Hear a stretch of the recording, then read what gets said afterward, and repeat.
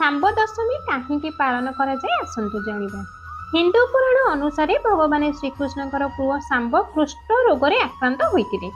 ସେ କୋଣାର୍କ ନିକଟରେ ଚନ୍ଦ୍ରଭାଗା ସମୁଦ୍ର କୂଳରେ 12 ବର୍ଷ ଧରି ସୂର୍ଯ୍ୟ ଦେବତାଙ୍କୁ ତପସ୍ୟା କରି ଏହି ରୋଗରୁ ମୁକ୍ତି ପାଇଥିଲେ।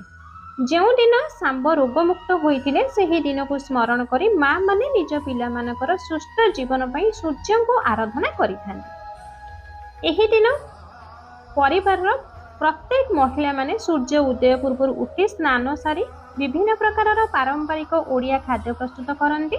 ଖାଦ୍ୟଗୁଡ଼ିକ ମଧ୍ୟରେ ଖେଚୁଡ଼ି, ଘଡ଼ଘଡ଼ିଆ ତରକାରୀ ଏବଂ ବିଭିନ୍ନ ପ୍ରକାରର ପିଠା ଯଥା ମଣ୍ଡା ପିଠା, କାକରା ପିଠା, ଆରିସା ପିଠା ଇତ୍ୟାଦି ପ୍ରମୁଖ ଅଟେ। ପରିବାରର ପ୍ରତ୍ୟେକ ସଦସ୍ୟ ବିଶେଷ କରି ପ୍ରତ୍ୟେକ ସନ୍ତାନଙ୍କ ନାମରେ ସୂର୍ଯ୍ୟ ଦେବତାଙ୍କୁ ସ୍ୱତନ୍ତ୍ର ଭାବେ ଭୋଗ ଅର୍ପଣ କରିଥାନ୍ତି। ଖାଲି ସେତିକି ନୁହେଁ, ଦିନରେ 3 ଥର ଯଥା ସକାଳେ, ମଧ୍ୟାହ୍ନ ଓ ସନ୍ଧ୍ୟାରେ ସୂର୍ଯ୍ୟ ଦେବତାଙ୍କୁ ଅର୍ଘ୍ୟ ଦିଆଯାଏ ଏବଂ ଶାମ୍ବ ଦଶମୀ ବ୍ରତ କଥା ପାଠ କରାଯାଏ। ତ ଦର୍ଶକ ବନ୍ଧୁ, ଏହିଭଳି ଭିଡ଼ିଓକୁ ଆଗକୁ ଦେଖିବା ପାଇଁ ଆମ ଚ୍ୟାନେଲ ସହିତ ଯୋଡ଼ି ହୋଇ ରୁହନ୍ତୁ।